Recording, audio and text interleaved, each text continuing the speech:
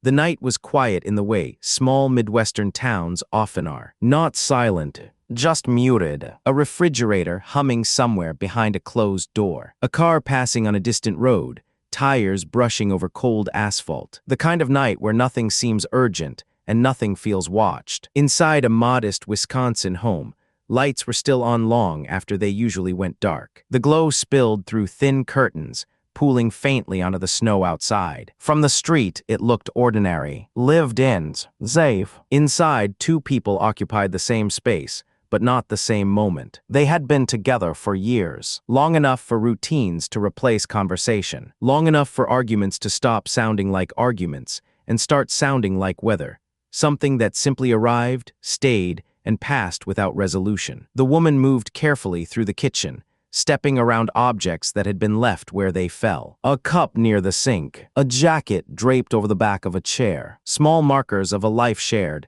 and increasingly divided. The man sat elsewhere in the house, still, waiting or thinking, or neither. It was difficult later for investigators to determine what exactly filled those minutes. Silence leaves no fingerprints. Neighbors would later say nothing seemed unusual. They did not hear shouting. They did not hear a struggle. They heard what they always heard. Almost nothing. The relationship had not begun in darkness. It rarely does. It began with attraction that felt steady rather than explosive. Friends described them as calm together, compatible, the kind of couple that did not draw attention. But calm can harden. Compatibility can turn into tolerance. And tolerance, when stretched thin, can become something brittle. Over time, small fractures appeared. Money, control, jealousy expressed quietly without scenes, disagreements that ended without being resolved, simply abandoned midway through, like conversations that ran out of oxygen. Police records would later note no history of domestic calls to the home, no restraining orders, no documented violence, nothing that suggested the relationship would end the way it did. That absence would become important, not as proof of peace, but as proof of how much can remain hidden. On the night everything changed, there was no dramatic escalation, no final argument anyone could clearly recall, no moment witnesses could point to and say, that was it. What happened unfolded behind closed doors, within a familiar layout, a living room that had held shared evenings, a bedroom that carried the weight of years, a kitchen that smelled faintly of old coffee and cleaning solution. At some point, an object was picked up, not a weapon kept for violence, something ordinary, something already there. The act itself was brief, so brief that afterward, time seemed to lose its shape. When it was over, the house returned to stillness. The refrigerator continued to hum. The lights stayed on. One person did not move again. The other remained in the house, not fleeing, not calling for help, just existing in the aftermath. Hours passed, then more. When emergency services were finally contacted, the call was measured, controlled. There was no hysteria in the voice on the line, just information, an address, a statement that someone was dead. First responders arrived to a scene that did not resist them. No barricades, no signs of forced entry, nothing overturned in panic. They found the woman where she had fallen. They found the man nearby. He did not deny what had happened. He did not explain it either. As investigators moved through the house, they noted details that felt almost deliberately neutral. The lack of chaos, the absence of defensive wounds, the quiet way the scene seemed to accept itself. In interviews, the man spoke about the relationship in careful terms. He used words like stress, pressure, misunderstanding. He did not raise his voice. He did not dramatize his pain. Psychologists later described his effect as flattened, not cold, not emotional, just distant, as if the events belonged to someone else. The legal process moved slowly. Charges were filed, evidence cataloged, timelines reconstructed from phone records and digital traces that had continued to function long after the human connection had stopped. Eventually, a plea was entered, not a declaration of innocence, not a detailed confession, a plea. In the courtroom, the details were spoken aloud, in restrained language. Dates, times, causes. Family members listened without interruption. Some stared forward, some looked down. The man stood and accepted the terms. No statement to the court, no apology recorded in the transcript. Outside, life in the town continued. Snow fell. Cars passed the house, where the lights had once stayed on too late. Inside that house, nothing moved anymore. The days after the arrest settled into a peculiar stillness. Not peace, just suspension. The house was sealed, then unsealed. Tape removed. Doors closed again, this time by people who did not know where anything belonged. Investigators returned more than once. They walked the same rooms slowly, as if repetition might loosen something the first visit had missed. They measured distances between furniture. They noted where light fell in the afternoon. They photographed ordinary objects that had become evidence simply by proximity. The man was held without spectacle, no dramatic transport, no media rush. His name appeared briefly in local reports, surrounded by words that felt too small for what had happened. Friends struggled to align memory with fact. They remembered dinners, holiday photos, moments that looked intact. Nothing in those memories suggested violence. Nothing warned of finality. In custody, he maintained the same measured demeanor. He ate, he slept, he answered questions without volunteering more than was asked. When detectives pressed for motive, the answers thinned. Stress at home, emotional exhaustion, feeling cornered, though no physical corner was ever described. Language drifted toward abstraction. Feelings without anchors. Reactions without clear causes. Psychological evaluations were ordered,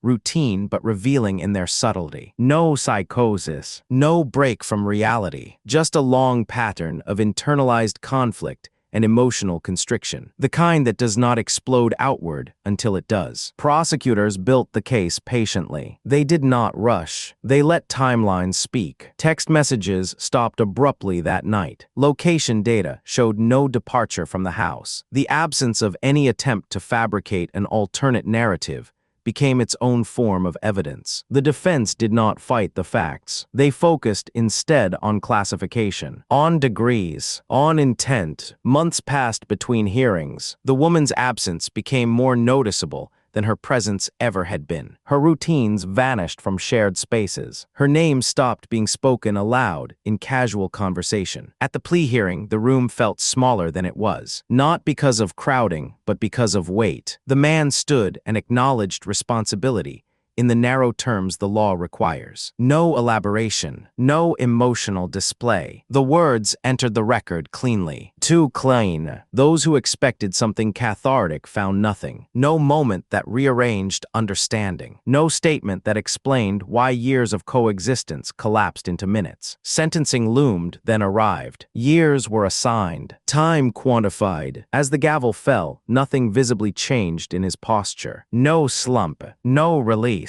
He was led away quietly. Outside the courthouse, cameras waited for reactions that did not come. Family members left separately, some quickly, some slowly. The house in Wisconsin remained where it had always been. Another address among many. Another place where something irreversible had occurred without warning. And in the quiet that followed, there were no final answers. Only the steady continuation of days that would never quite return to normal. Winter shifted almost imperceptibly into early spring, the kind of change that announces itself not through warmth, but through thinning snow and longer afternoons. The woman's name lingered in official documents, on mail that still arrived, on accounts that had not yet been closed, on a headstone that appeared quietly in a local cemetery, placed without ceremony. Those closest to her struggled with the shape of grief. There was no public narrative to hold onto. No chase, no warning signs replayed endlessly on the news. Only the knowledge that she had been alive,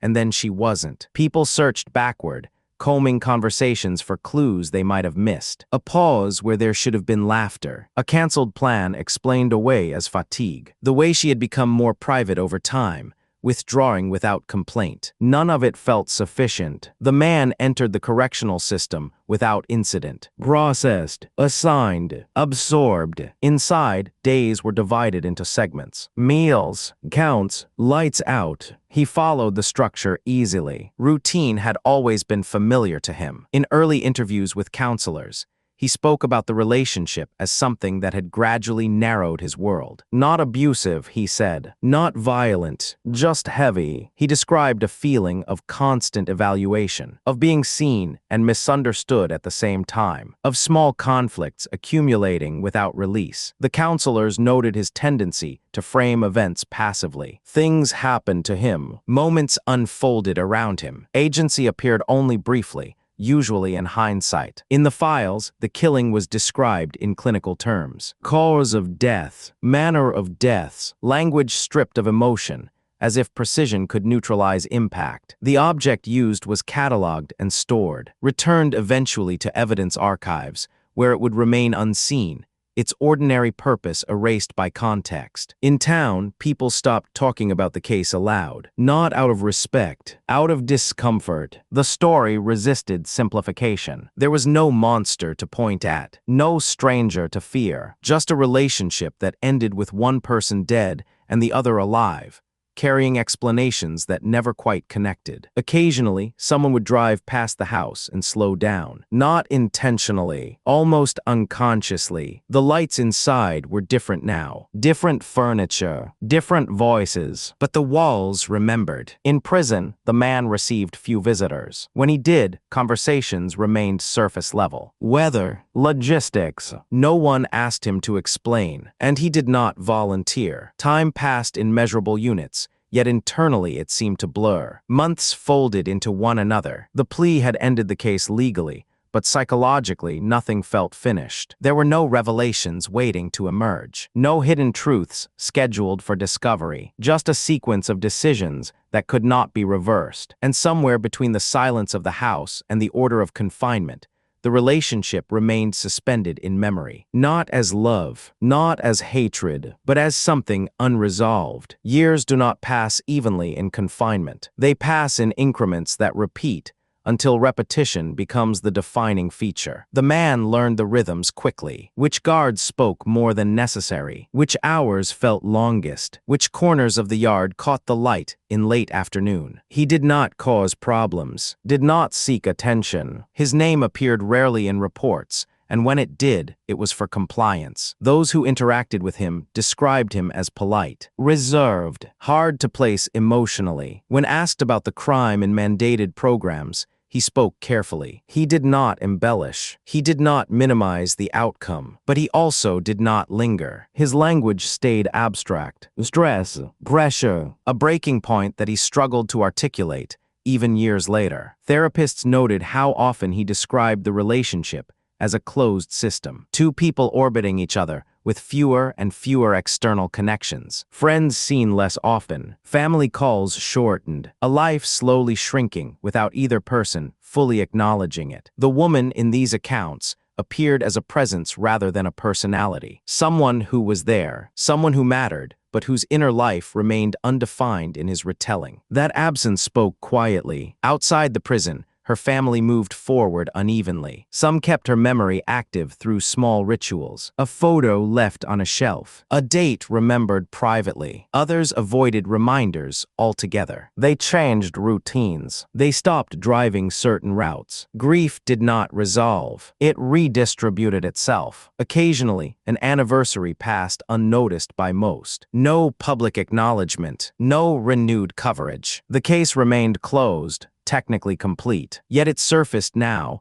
and then in training materials, cited as an example of intimate violence without prior reports. A reminder that warning signs are not always loud. In his cell, the man marked time without ceremony. Birthdays came and went. Holidays arrived stripped of context. When he wrote letters, they were brief, informational, updates about health and logistics. He never wrote about her. In later evaluations, clinicians observed a persistent emotional flattening. Not numbness exactly, more like containment, as if expression itself posed a risk. The plea had spared the court a trial, but it had also sealed the narrative. No testimony, no cross-examination. The facts existed, but the story remained incomplete. Those who wanted clarity found only fragments. A relationship that functioned until it didn't. A moment that could not be revisited without changing it. And so the years continued, quietly stacking, each one placing more distance between the present and the night when the lights stayed on too long in a Wisconsin house. Still, nothing fully replaced that moment. It remained fixed, unmoving, a point everything else circled, without ever touching again. Time altered the way the story was remembered, but not what it contained. Records aged, ink faded slightly on paper stored in climate-controlled rooms. Digital files were backed up, migrated, reindexed. Nothing disappeared, but nothing felt immediate anymore. The house changed hands. A fresh coat of paint covered the walls. New flooring softened the sound of footsteps. The address remained the same. Those who lived there afterward knew what had happened. They always did. That knowledge sat quietly in the background, rarely acknowledged, never discussed at length. They reported no strange sounds, no disturbances, only the occasional heaviness that seemed to settle without cause, then lift again. Inside the correctional facility, the man aged subtly, hair thinning, posture slightly altered by years of routine movement. His voice unchanged. During annual reviews, he continued to present as stable, low risk,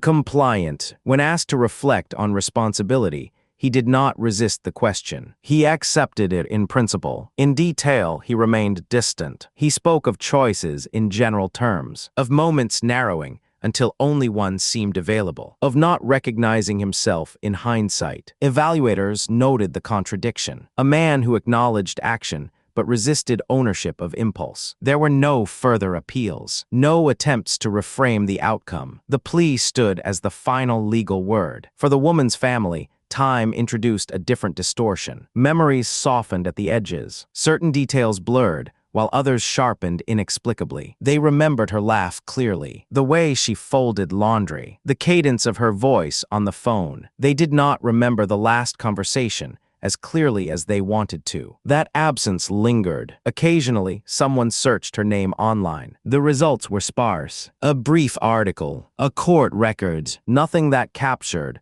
who she had been before she became a case. The town itself absorbed the event without transformation. New families arrived. Businesses opened and closed. Children grew up unaware of what had once occurred in a house they passed daily. Violence, when it arrives quietly, leaves little visible trace. In therapy sessions years later, the man was asked to imagine alternatives. Different decisions, different outcomes. He complied intellectually. Emotionally, there was little movement. He described the night as if it belonged to a different life. A sealed room he could look at but not enter. The professionals listening understood what that distance suggested. Not denials, not remorse, something more inert. As decades approached, the case faded further into institutional memory. Another file, another example cited sparingly, yet the event itself remained unchanged. It did not grow smaller with age. It simply grew quieter. Some nights, the prison yard fell into a silence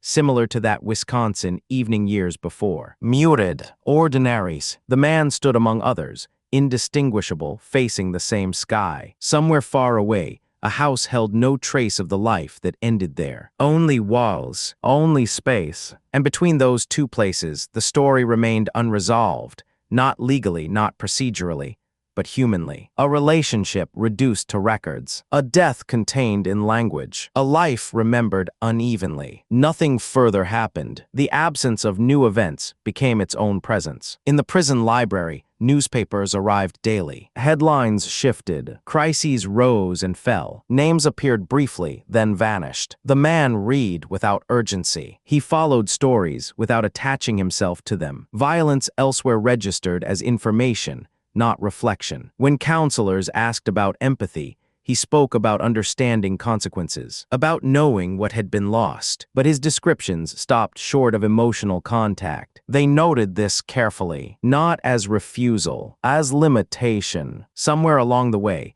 the relationship began to exist only in fragments. A shared apartment remembered without detail. A voice recalled without tone. The woman's image became static, frozen at an indeterminate age, not changing, not responding. In Wisconsin, seasons continued to cycle with mechanical reliability. Spring brought melting snow and soft ground. Summer arrived with insects and long daylight. Autumn stripped trees down to their structures. Each year, the anniversary passed quietly. No flowers placed at the house. No public acknowledgement. Only paperwork marked the date. Occasionally, a new correctional officer would review the file. They would read the summary. They would look at the mans. There was always a pause, not of recognition, of recalibration. The file described an act. The person before them did not match expectation. This dissonance followed him throughout his sentence. He was not what people imagined, and that made the act harder to place. The woman's family marked time differently. Birthdays that no longer aligned with age. Holidays with one fewer chair.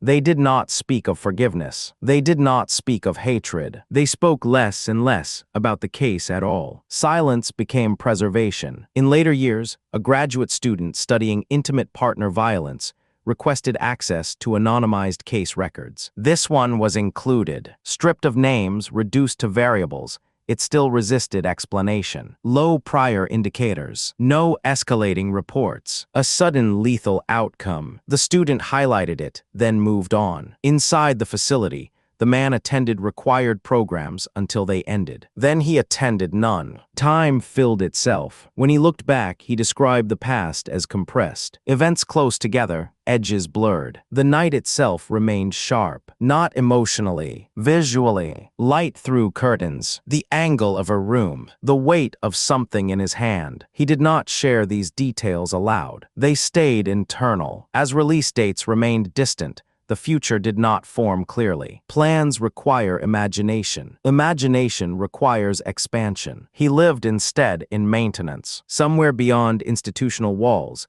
the house continued to shelter different lives. Children laughed there now. Music played. Nothing in the structure betrayed what had occurred. That was perhaps the most unsettling part. Not that violence happened, but that it left so little behind. The story, when told, sounded incomplete. Because it was. There was no revelation waiting. No missing piece. Just two lives intersecting long enough to end one of them. And then time resumed its quiet work. Years continued to pass without alteration to the record. The man learned the texture of waiting. Not anticipation, not dread, just the steady occupation of space. When new inmates arrived, they carried urgency with them. Stories told loudly, regrets spoken early, before silence taught restraint. He listened without engagement. He had already learned that words, once released, could not be returned. Staff turnover changed faces, but not procedures. The same doors opened and closed at the same times. The same announcements echoed through corridors. The world outside advanced without him. Technology shifted. Language changed. News cycles shortened. He registered these changes abstractly, like weather reports from a distant region. In rare moments of solitude, he attempted to recall the early days of the relationship. Not the endings, the beginning, the first shared apartment, the way they negotiated space without discussion, how silence had once felt comfortable. Those memories resisted detail. They surfaced briefly, then dissolved. What remained most vivid was not emotion, but structure. Rooms, schedules, patterns. This, clinicians noted, was consistent. He remembered environments more easily than interactions, settings more readily than exchanges. A coping mechanism, perhaps, or simply a trait that had always been there. The woman's presence in his memory remained distant, not erased, but inaccessible. Outside, her family aged. Parents became older versions of themselves. Siblings marked milestones without her. They avoided interviews, declined opportunities to revisit the case publicly. They had learned that retelling did not bring clarity, only repetition. Occasionally, a true crime program revisited similar cases. Quiet domestic killings, no spectacle. This one was never selected. There was nothing to dramatize, no chase, no mystery of identity, no courtroom battle, just a plea and a sentence. In archival storage, evidence remained boxed and labeled. Objects divorced from context, preserved indefinitely. The item that had ended her life sat among others like it. Indistinguishable. Time did not transform it. Meaning had already been assigned. In later years, during mandatory self-reflection exercises, the man was asked to write about accountability. He completed the task. His writing was precise, controlled, absent of metaphor. He described responsibility as acknowledgement of outcome, not intention, a definition that satisfied the requirement without opening further ground. The facilitators noted this and moved on. The institution did not seek transformation, only stability. At night, when the facility settled into a quiet similar to that Wisconsin evening long ago, he sometimes experienced brief moments of clarity. Not regret, not sorrow, awareness, an understanding that a sequence of ordinary days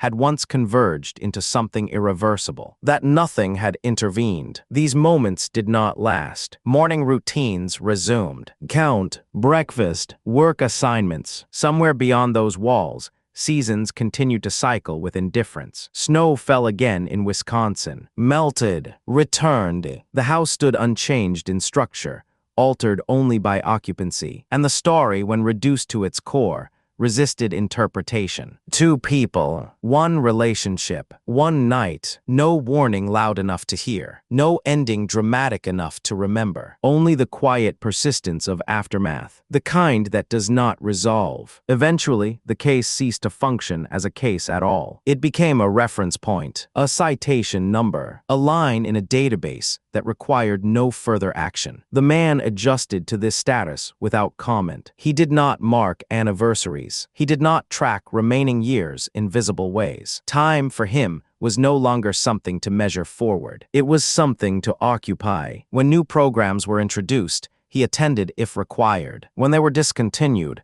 he adapted just as easily. Nothing in his behavior suggested anticipation of release. Nothing suggested despair. Staff described him as settled. That word appeared often. Settled, as if permanence itself had smoothed the edges. In moments when memory surfaced uninvited, it did so without narrative. Not a story, an image, a room at night, artificial light reflecting faintly off a surface, the absence of sound after motion. These fragments did not evolve. They did not connect. They existed as isolated impressions, stored without sequence. He did not attempt to interpret them. Outside the institution, the woman's name surfaced occasionally in legal contexts. Estate matters resolved slowly. Belongings redistributed or discarded. Her handwriting appeared on documents one last time before vanishing into archives. Those who had known her best spoke of her less often as years passed. Not because she mattered less, because memory, when repeated too often,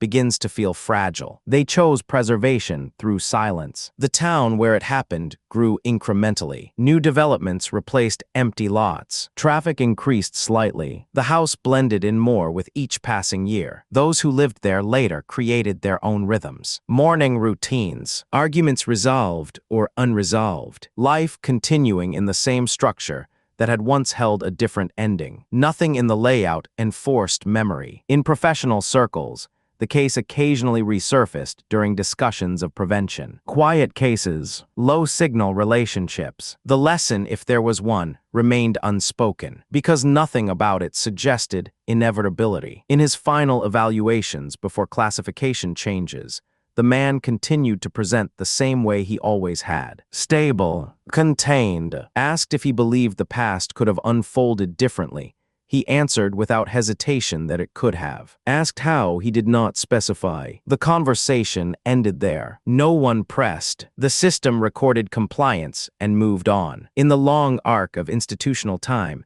individual stories dissolve. They lose their sharpness. They flatten. This one did not resist that process. It faded without friction. And yet the moment itself, the night when the house stayed lit, when something ordinary became permanent, remained unchanged. Not growing, not shrinking, just fixed. A point in time that no longer asked to be understood, only remembered unevenly, and then not remembered at all. The final years did not announce themselves as final. They arrived the same way all the others had. Quietly, without distinction, the man's file was reviewed less often. There was nothing new to add, no changes in status that required explanation. He existed within the system as a constant. Predictable, unremarkables. When asked about the future, he spoke in conditional language. If, went, possibly. He did not imagine specifics. No place, no plans. Imagination, like emotion, remained contained. The Wisconsin house continued to absorb time without memory. Paint faded again. Fixtures aged. Repairs were made. Children who lived there later would never know what had happened unless someone told them. And no one did. The woman's presence survived only in private spaces, in a photograph kept in a drawer, in a name that still appeared in the thoughts of those who loved her, though less frequently now. Not forgotten, just no longer central to daily survival. The relationship itself existed nowhere intact. Not in records, not in memories. Only fragments remained, too incomplete to reconstruct, too fixed to reinterpret. When the man finally stood before officials for long-term assessment, the exchange was procedural. Questions, answers, no reflection required. He left the room the same way he had entered. Measured, contained. Nothing in the process sought meaning. That work, if it existed at all, belonged elsewhere. In the end, the case did not close again. It had already closed. It simply settled into the vast accumulation of human outcomes that resist narrative, a relationship that ended without spectacle, a death that did not echo loudly enough to remain present, a life absorbed into routine. Somewhere, lights turned off at the end of another ordinary day. Somewhere else, they stayed on a little too long, and the space between those moments remained unchanged. Nothing followed, and that, in its own way, became the ending. No late revelation surfaced. No letter emerged from storage. No confession arrived softened by time. The record stayed as it was. In institutional language,